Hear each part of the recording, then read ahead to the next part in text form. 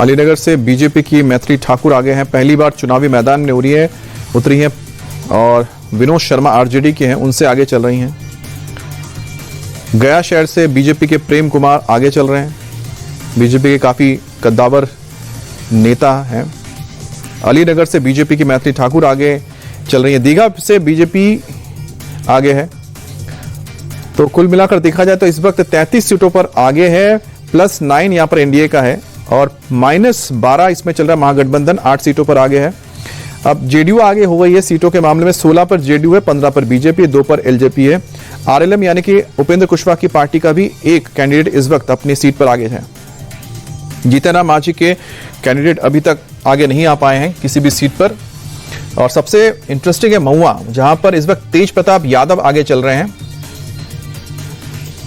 Satish Kumar BJP के पीछे, राघोपुर से तेजस्वी यादव मैदान में आगे चल रहे हैं। यहां पर तेजस्वी के लिए रास्ता बहुत कठिन नहीं होता दिख रहा है। बहादुरगंज सीट से इस वक्त एमआईएम के कैंडिडेट आगे चल रहे हैं। बहादुरगंज से ब्रह्मपुर से एलजेपी रामविलास के हुलास पांडे आगे हैं। सासाराम में उपेंद्र कुशवाहा की पत्नी आगे चल रही हैं। दरभंगा सिटी से बीजेपी के उम्मीदवार आगे चल रहे हैं। सम्राट चौधरी भी तारापुर सीट से आगे हैं, डिप्टी सीएम है। विजय कुमार सिन्हा भी आगे चल रहे हैं लखीसराय से और उन्हें अमरीश कुमार ने टक्कर दिया कांग्रेस के। श्रवण कुमार जेडीयू के आगे चल रहे हैं इस वक्त नालंदा से। आनंद सिंह जो इस वक्त जेल में हैं, इस वक्त जेडीयू कैंडिडेट आगे चल रहे। वीणा देवी सूरज भान की पत्नी भी चुनावी मैदान में है। शिवानी शुक्ला आरजेडी की अब आगे चल रही हैं।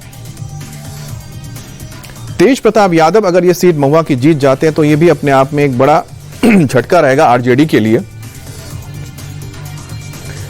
तेजस्वी यादव भी आगे चल रहे हैं। बहादुरगंज सीट से इस वक्त एमआईएम की जो कैंडिडेट हैं वो आगे हैं। तारकिशोर बीजेपी के तारकिशोर प्रसाद अभी कटिहार से आगे चल रहे हैं।